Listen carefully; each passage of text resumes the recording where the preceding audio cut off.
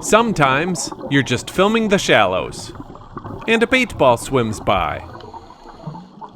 Very cool.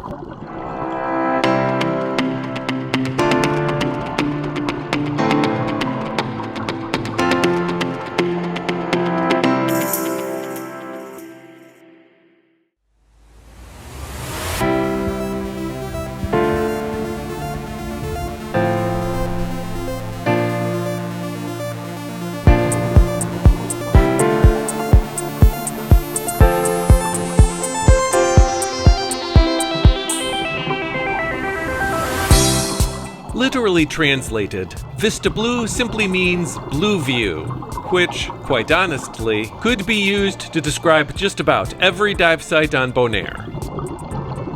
That said, there are certainly a few qualities, both above and below the water, that makes this dive site special.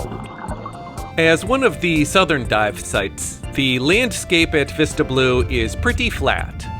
The ground is mostly dirt and rock, punctuated with low-lying vegetation and the occasional lizard.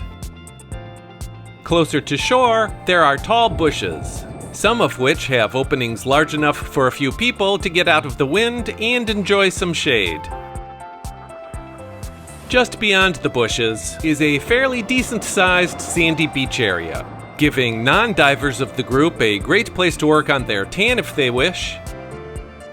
Or everyone can come back for a comfortable picnic and watch the sun go down. There is a huge flamingo reserve to the east, so flamingo sightings are not uncommon. We caught this juvenile, which hadn't turned pink yet, walking along the shoreline. And of course, there are crabs galore all along the rocky ledge leading into the water. We'll talk about the specifics of entering the water in the site logistics section. However, we do want to mention that waves coming into shore can be as beautiful as they are formidable. Depending on how high the tide is, the rocky ledge may or may not be obscured by the water.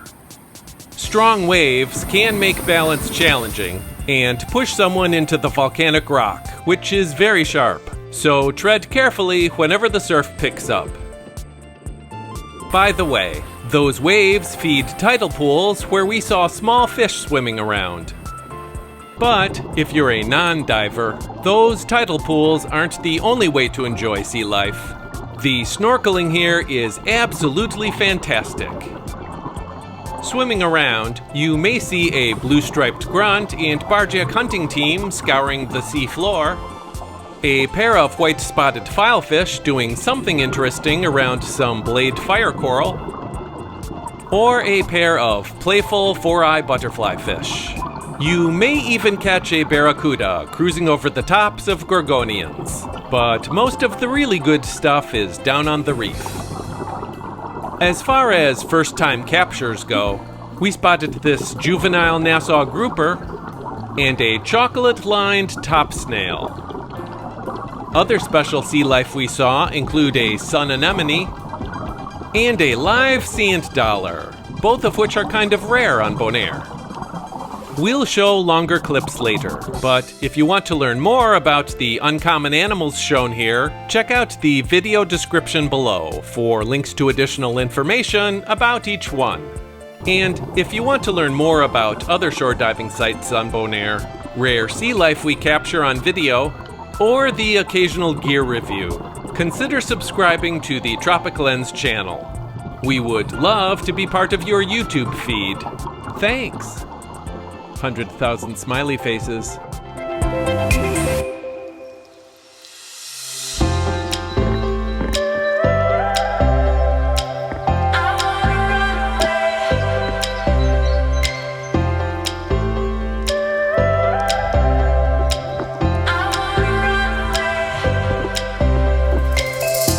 Vista Blue is very close to the southern tip of Bonaire, and while it can take a while to get there, it's a fairly straight shot.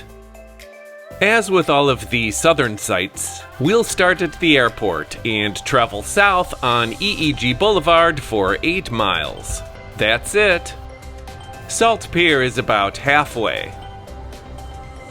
After 7¼ miles, the road narrows to 1 lane, so you may have to pull over to the side and share the road with oncoming traffic. It's the first dive site after the kiteboarding school, so when you see that, slow down. The trademark yellow rocks are on either side of the entrance. Pro tip: Maps.me is an excellent free offline GPS map. Notice we're getting real-time driving directions to Vista Blue while in airplane mode. There is plenty of parking here, although the ideal spots are right in front of the large boulders. That's because the large bushes we mentioned earlier do a fairly good job of blocking the view to your vehicle from the water. The landscape up and down the coastline in the area looks very similar, so having line of sight to your truck makes it a bit easier to know where to get out. Given its location, there are no amenities here at all, not even a garbage can. So gearing up at home or your vehicle are the only options. That also means there is no dive shop support nearby either. If you need a part or gear assistance, the closest shops are between 6 and 7 miles away. Once you've donned your gear, it's about 100 feet to the water, give or take, depending on where you parked. Just like most of these southern sites, there is a rocky ledge. When the tide is low, you can easily spot where the steps are smallest. However, when the tide is high and/or the waves have picked up, it's relatively harder. Also, after a few sandy steps, the bottom quickly becomes rocky with holes and valleys that can make walking with heavy gear challenging. Take your time, watch where the water recedes, and plan your entry accordingly. Once in the water, it's about a 5-minute swim to the drop-off. Remember, Vista Blue is just south of the kiteboarding school, which is very popular, especially on windy days. This clip shows 27 kites in the air. Between those and rescue boats providing support, the traffic on top of the water can get very busy. If the current pushes you north, or the wind takes them south, there can be a potential for overlap. Always be aware of your surroundings whenever you're near the surface.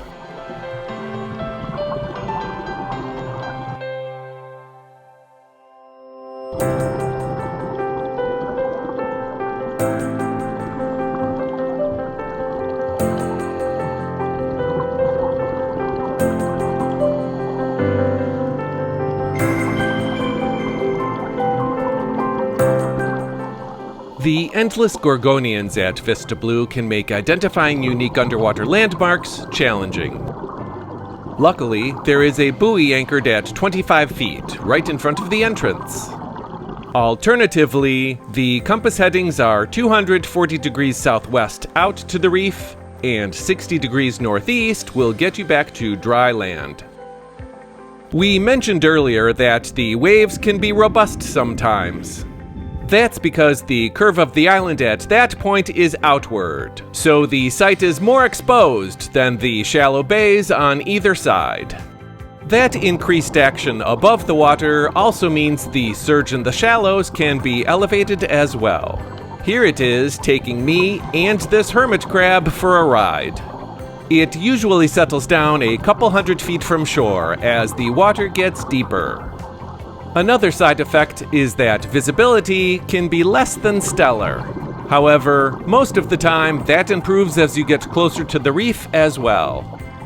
The first things you'll see on the way out are sporadic coral heads. After those, large gorgonian forests pop up that take you the rest of the way to the main reef. The drop-off starts between 25 and 35 feet, and there can be a lot happening. From horse-eye jacks passing Creole wrasse, schoolmasters also cruising down the reef, or even a turtle out in the blue. Here's what the reef looks like down to 100 feet.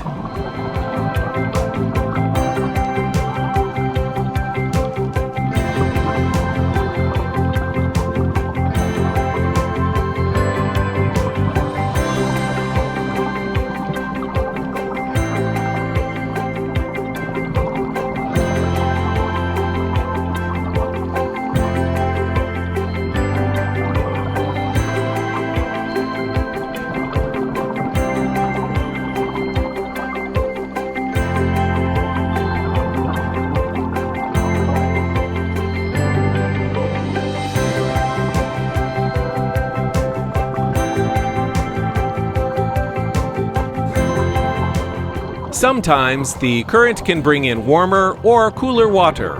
When those mix, there is a sort of wavy light refraction that you can actually see. Unfortunately, late in the year, when the water temperature warms up a bit too much, the coral starts bleaching. Usually, it recovers early the following year as the water cools down. That said, there are strong coral restoration efforts across the island.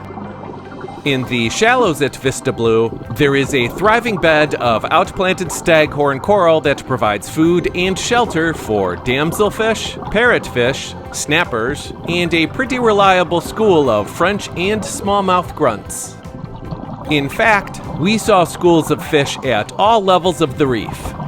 We saw more smallmouth grunts hanging around one of the sand chutes, several schools of schoolmasters swimming down the reef, and a very nice school of creel wrasse swam in from the blue on one of our dives. Also, the water column is full of brown chromis and sergeant majors. Of course, the shallows are always awesome. Large sea fans move back and forth in the water column. Rocks provide a great lookout point for peacock flounder. And sharp-tail eel hunting parties can be spotted in between gorgonians. Additionally, we saw giant basket stars balled up during the day and open, at least a little bit, at night. Actually, this seems like a good transition point to our sea life section, so stick around.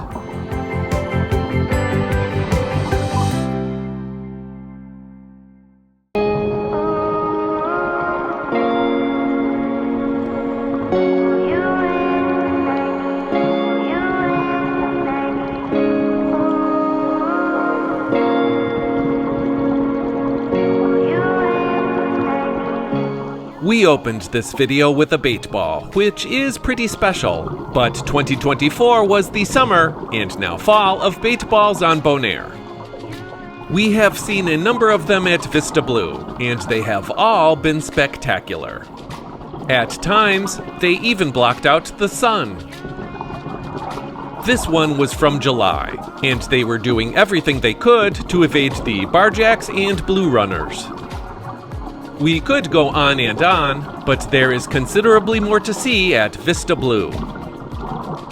Orange claw hermit crabs are uncommon, so capturing one in the middle of some fire coral took some extra effort, as I had to hover just above to get some usable footage. This was odd.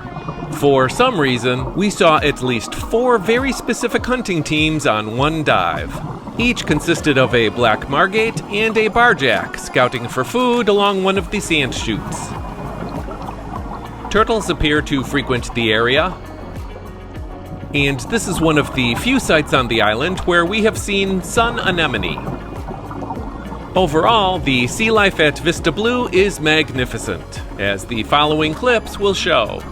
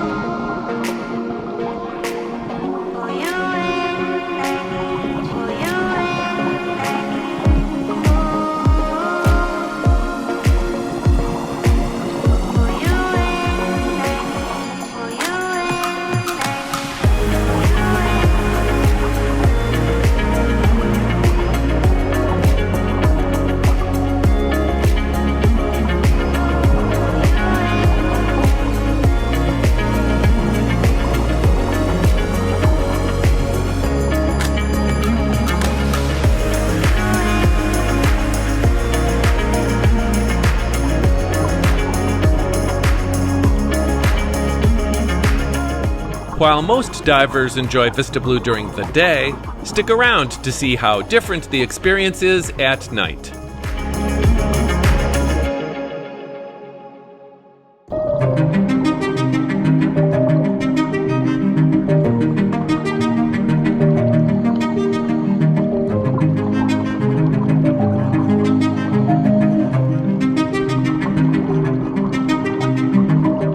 The underwater world at Vista Blue at night is even more exciting.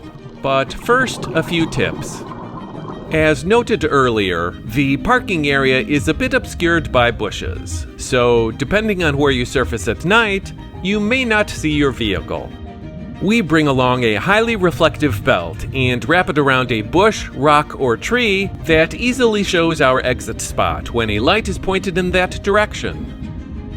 Also, the stars are amazing that far south. We just laid the iPhone on the truck bed and pointed it straight up for this shot. Finally, be careful on your way home, as donkeys may be walking along the side of the road. Now, back to the water. Highlights included this juvenile Nassau grouper sleeping in an azure vase sponge, which was our first-time capture. And Yolanda from Go With Yo Diving spotted our second, this chocolate-lined topsnail crawling in between some convoluted barrel sponges.